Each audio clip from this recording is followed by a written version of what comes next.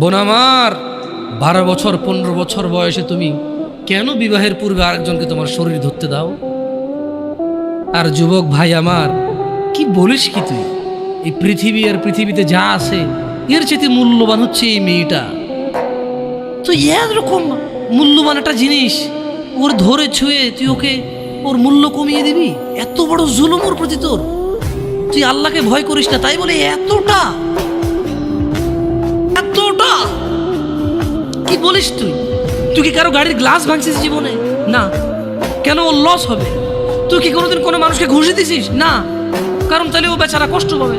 তুই কি জীবনে কারো পেটে ছুরি ঢুকাই দিছিস? না, ও মরে যাবে, তাহলে ওর ফ্যামিলি ক্ষতিগ্রস্ত, লসে পড়ে যাবে। তুই কি কারো টাকা মারছিস কোনোদিন? না, তাহলে ওর ফ্যামিলি টাকার কারণে কষ্ট পাবে। তাহলে তুই এত ছোট ছোট বিষয়গুলো খেয়াল রাখিস যে আরেকজনের লস হবে? তাহলে তুই এই মেয়েটার জীবনটাকে তুই কি করলি? তুই